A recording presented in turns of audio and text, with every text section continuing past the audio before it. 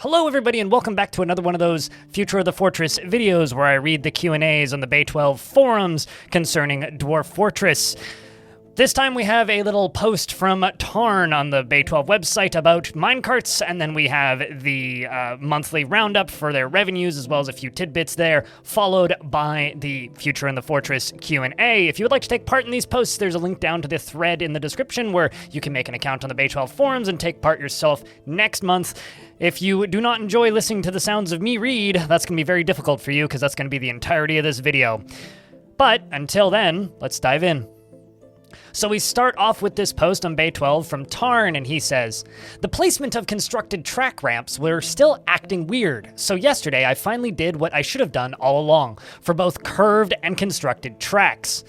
Click point 1, hover over point 2 on any Z level, and the game displays a track path for you. If you like it, click. If you don't like it, move to a closer point until it picks the right path, and finish up your design piecemeal. It seems to be working okay so far.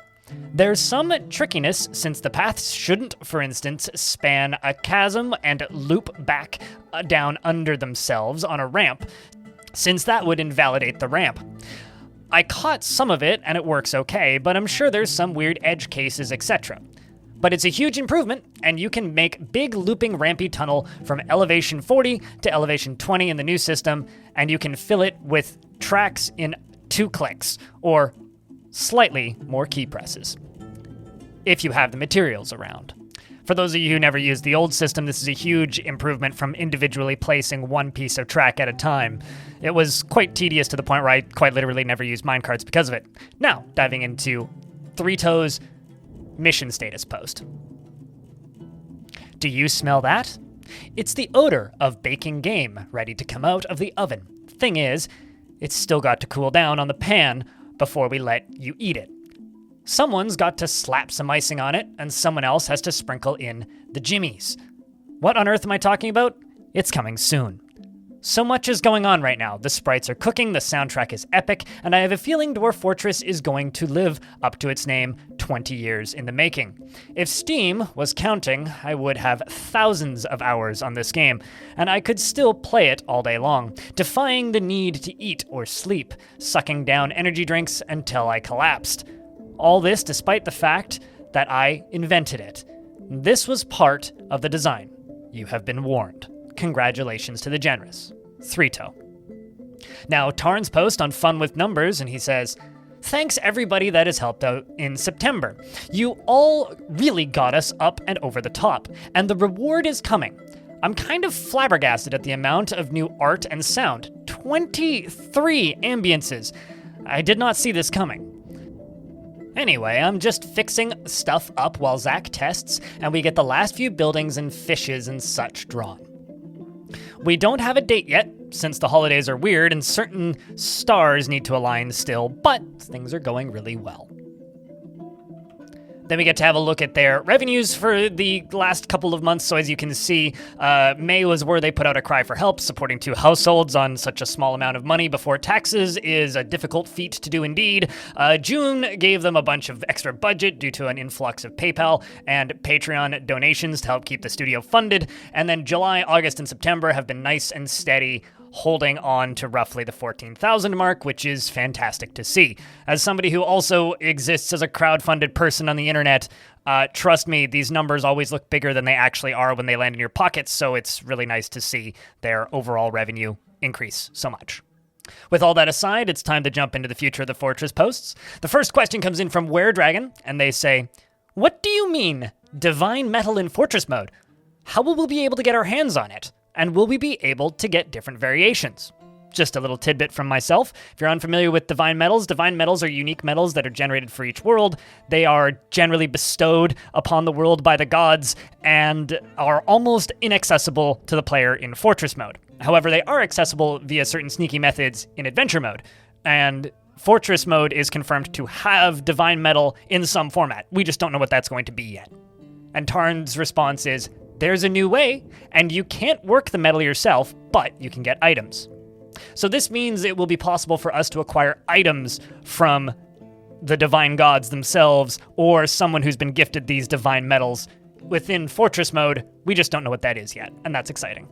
The next question comes in from ZM5, and they say, in regards to the new mod loading system, how will total conversions be handled? And Tarn quotes this response from Volilol, and he says, in his response, Tarn quotes Volilol, and Volilol says, according to a Tarn post in the devlog last December, by simply not loading the vanilla raws. And here's Tarn's quote. When you create a world, you can set a load order from among the mods that are installed on your computer, including the vanilla objects. The default is to just load the vanilla objects in order, and you don't even see this if you haven't put mods on your system. On the other hand, vanilla objects don't need to be loaded at all, though obviously in that case you'll generally want something to replace them. Hopefully this will allow total object conversions and other large changes without needing to leave the in-game interface. And Volilol adds, I'd imagine not much has changed since then. And it's the latest mention of the mod structure I could find in the devlogs. And Tarn's response is, yeah, it hasn't changed since Volilol mentioned it. The player has to pop the vanilla stuff out of the load order, and you can set your mod's conflicts to explicitly excluding the vanilla stuff so the player won't be able to run with the vanilla stuff in there, which should help. But there isn't any kind of meta system where it can also set a load orders automatically at this time. The next question comes in from Rockcat, and they say, is technological progress planned? As in tech being researched and developed over time, be it by the player's request or organically during World Gen. Currently, the world has a stagnant tech level, which I don't find fun, or fun, per se. After all, who wouldn't love to show our elven friends some new, super fast flying sticks or a funny explosion sticks? And Tarn's response is, yeah, you can do research in the library currently, but almost none of it matters. It does affect some writing types available and maybe something else, but maybe not. We have to be careful just taking things away from people because in the end, the core aspect of a game style research system, gating stuff, complexity, etc. But we're all for being able to play in different technological eras and for having a longer fort be able to branch across eras. It will just take some care and time. The next quote comes in from Hair Sweet Offender, and they say, would it be possible to make the transition a little smoother by making elements slide from one tile to the next? And Tarn's response is, the engine can't handle it currently, but it's something we'd like to explore once we upgrade to something more practical. But I think another problem is that people can move very fast, and it might look worse if they slide in that case. But we'll try at some point. This is me adding a line in, definitely not by release, so stop asking for it, please. The next question comes in from Pad, and they say, do you have any idea what the new release number will be? Currently, it's 0.47.05 point. Are we looking at another 0.4x 0.00 release, or are we going to be hitting or even exceeding the 0.5x milestone? And Tarn's response is, I still have to calculate it out according to the old system. Tentatively 5.0, or 5.0, or 5, without the 0 in front, since the Steam may have issues flagging us. And we're certainly not unfinished in the sense of an early access title. The next is a triple header coming in from Fikililili, which I always question myself how to say that. I'm going to read all three at once because they kind of lead into each other nicely. Part 1 of the question is, the fantasy landscape has changed a whole lot ever since Dwarf Fortress was released. Do you still see the game as generic fantasy simulator, in quotes, or something that has its own sort of twist on the fantasy genre now? 2. Speaking of fantasy, have you been reading or watching or playing anything fantasy related? If so, does your lectures and watchings and playthroughs give you inspiration for future Dwarf Fortress content? 3rd, sometimes I look at Dwarf Fortress's bestiary and wonder why was this or the animal fantasy creature was added? What exactly qualifies as a good candidate for a new addition to the game's roster of creatures for you? And Tarn's triple responses are, it's still reasonably generic, but it couldn't avoid developing some of its own character. Hopefully the Magic release will shake that up somewhat. I'd be happier to cover more ground. I've been watching the new Lord of the Rings show, and it feels like an obligation to watch dwarfy material. I've read the Southern Reach trilogy and Born not long ago, although another LeCaire and O'Brien selling books relate to more to the planned development. And 3, having a funny picture in our little notebook, which we've been remiss in doing many special attacks or special behaviors. The next question comes in from Immortal D, and they say, are there any plans to revise the critters that can be tamed and war-trained before Steam? For example, both Grizzly Bear has both and Black Bear has neither. Dragons can be war-trained, but are born adults, so they are never fully tamed in the first place. And Tarn's response is, yeah, it would be hard to make more sweeping changes, but it's certainly having a bit more war training available would be a game-worthy, at least. Getting a dragon on a nest box is another matter. Now, this is a weird double quote, but we're going to do our best to keep it concise. First part comes in from Black Ion, and they say, will the Myth and Magic release have gods of all categories? Example, gods of war, sea, and lust, etc., with all the respective magics that could come with these titles. Like, will the physical manifestation of, say, a god of nature cause various magical creatures to come into existence? Magical forests to be made and increase the number of megabeasts? And another question for Black Ion where they say, and thanks for the quick reply, but I got to ask, what powers would a god of love and lust even have? I'm having a hard time figuring out what impacts they would have in the world that is significant but stays PG-13. And Tarn's response is, I don't know what kind of coverage we'll get at first, since there are a lot of spheres. But the discussion here is the general idea. We have various ideas jotted down, love, lust, etc. Gods are common in myths of the world, and stories associated to them are pretty straightforward sometimes. They could kindle things between characters, etc. Sometimes this causes trouble all by itself. It doesn't always need to be broad world or empire, or level frequency effects. Meddling can be very specific. A double-header from Jurist McSaddist, and they ask, will we ever get to see procedural tavern games? And 2, during premium gameplay livestream, I saw an option called Economy, Normal, and Hard. What does this mean? Tarn quotes Patrick Lundell, which I will read first, and he @ Jurist McSaddist and says, unless they've somehow decided they don't want to do them, unlikely, the answer would be that it's in the notes, but not in any sort of term detailed plans, so there is no schedule in regards to tavern games. Tarn's response is, I don't have anything to add to Patrick Lundell's reply here. We didn't get to them when we added taverns, and looping back around has traditionally taken time. It sets the triggers for the Baron, etc. to be much higher. And it's a little too early to really dig into that, but we're getting started on stuff like that anyway. Another question from Volleylol, and they say, currently, dwarves can embark at any place in the world, barring mountains and water, regardless of how difficult or dangerous the travel there would be. Will this ever change? Or will the dwarves always be able to set up a fort in the middle of an evil biome for the sake of the player's freedom? Tarn quotes this response from Patrick Lundell, so I will read their response. Starting scenarios would be a suitable place to introduce danger considerations. Personally, I'd allow embarking anywhere you please, assuming you've selected a suitable scenario, such as no specific conditions one, but not the peaceful, easy start agricultural settlement. One that made that one up, but I hope the idea gets across, for the sake of player freedom as mentioned.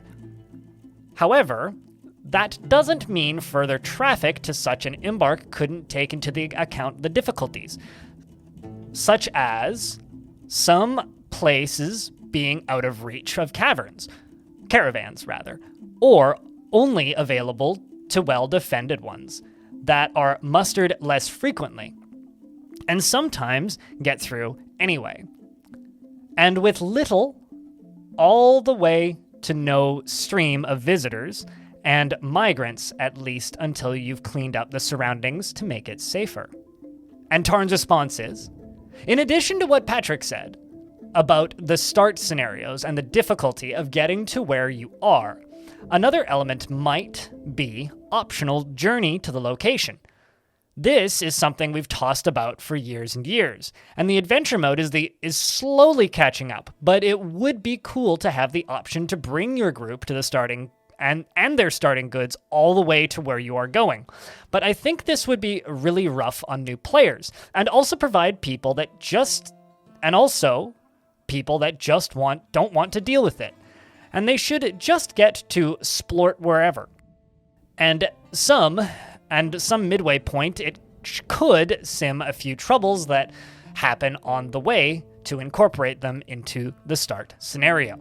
A second question today from WereDragon, and they ask, what sort of changes are planned for adventure mode? By which I mean, what shortcomings do you think it has? And what are your ideas for solving said problems?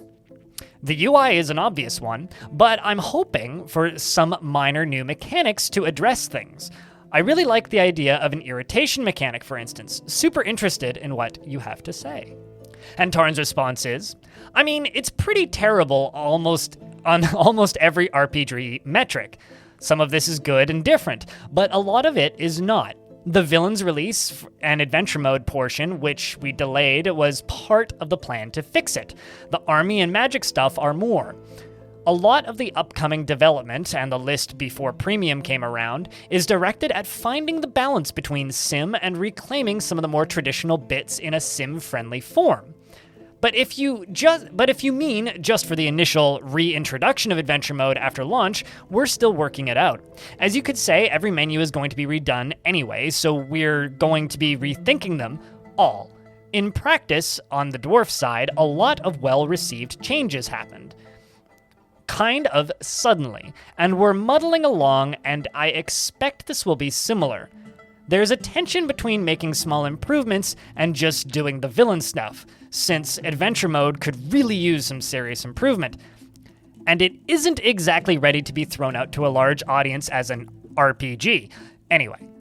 But I think it's also harmful to delay it too long, since it's sitting right there, and there are cool parts about it already.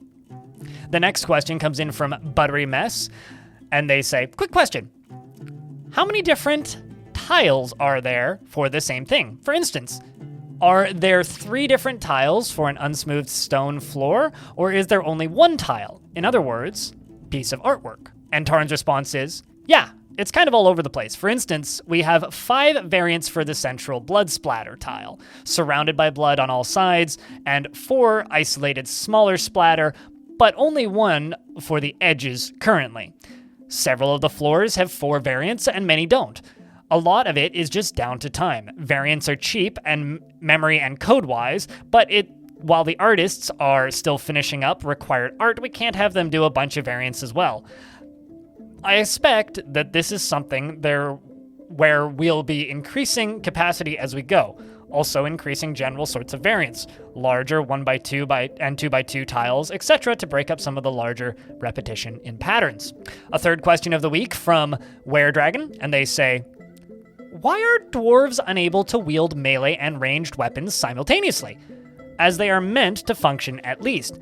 They can carry both and will train and fight with their melee weapons just fine. But the second a fight starts and you set them to train their ranged skills, they drop all of their picked up ammunition and get stuck in a loop trying to pick it up again, or ignore it to fight their target and come back. Are they just not meant to be able to do, or is it a bug? And do you foresee any problems with the future of the fortress and similar community-centric practices given the presumably enlarged community? And Tarn's response is, it's just not supported, and I should have disallowed until it, and should be disallowed until it is. And then he says, hard to say. The forum could crash on launch day if a zillion people sign up. But since the forums aren't as common these days, there might only be a manageable influx. And more people will end up on Reddit and the KitFox Discord, etc. Or it can stay on the Steam forums. I have absolutely no sense of where forum traffic will be on that spectrum. I can't really think of any steps I should be taking now to mitigate it, though I'm sure there are some. The forum can certainly handle more people than are currently here, though not lots and lots and lots more. Once we got a server upgrade a while back, and the gateway type crashes haven't been happening anymore, and I'm not sure it needs another upgrade. We do have some room for more upgrades to handle the influx. Then we have a question from Inarius, and they say, do you know if what you have done for the fortress will help to convert adventure mode to the new UI and graphical mode? And which part will remain? ? And Tarn's response is, oh, definitely. We have a lot of reusable UI art and stuff like code for scroll bars, etc. is all relevant as well. But there is still a lot of interface that needs to be tackled. Wrestling, conversations, movement, etc., etc. And the fort stuff doesn't really inform that side at all, aside from building some general experience. An interesting one from Randomizer, and they say, practicality of playing on a 16 by 16 map with the code updates for the big release, as well as the future updates. Will the game ever be able to be played on a full 16 by 16 map? For reference, this is about 4 times the size I normally play on. I already play on big maps. It would be a unique challenge for making minecarts much more necessary. It is something I would really like to do. And Tarn's response is, yeah, that's just really, really big, especially if you're also asking for 150 elevation levels with all of the active underground life, etc., etc. We were hoping to be able to do flat ones after the map rewrite so that you could combine it with your army stuff to have a more full-scale battle over a large field, possibly on a separate camera while your fort is loaded. Even, this might be wishful thinking, if there is a lot of pathing, but memory-wise, on a perfectly flat map, that's only the equivalent of 16 more Z levels in a 4x4 fort, or something like that. But qualifying loads based on map flatness is also pretty weird.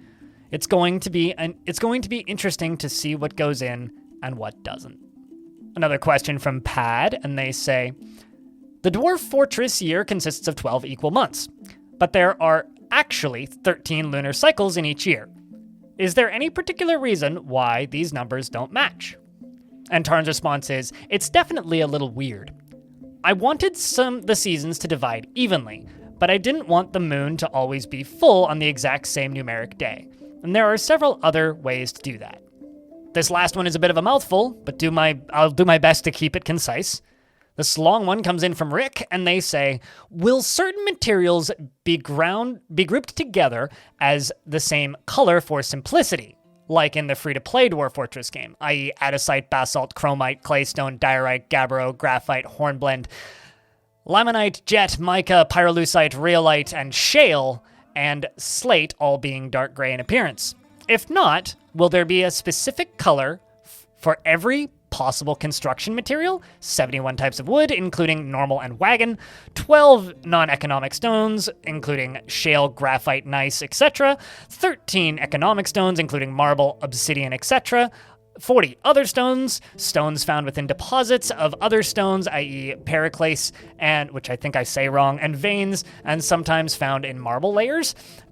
17 different ores, native metals, and minerals like galena, and 25 types of metal, pure and alloys, 3 types of glass, green, clear, and crystal, 3 types of ceramic blocks, earthenware, stoneware, and porcelain, and 6 bars, ash, charcoal, coke, pearl ash, potash, and soap, of course, as well as 190 colors for constructed materials.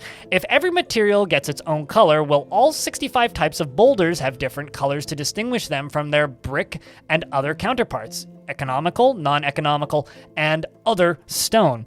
Will there be variations in the final product beyond just color. I know that roads made with boulders are given a rough modifier, while roads made with cut stone are not. Will that rough modifier be applied visually? Well, it already is, just a heads up. Will there be a visual difference between the materials I use in the construction, i.e. wood, stone, ore, and brick? Or will they all follow the same design and palette swap? Will the objects like wheelbarrows and minecarts also have varying color palettes? Or will this super cool feature be limited to construction? Bonus round. Will you finally be implementing pearls, coral, and amber into the game? Materials dwarves can like, but don't actually exist in the game anywhere, with the exception of coral forgotten beasts, but that's a different subject.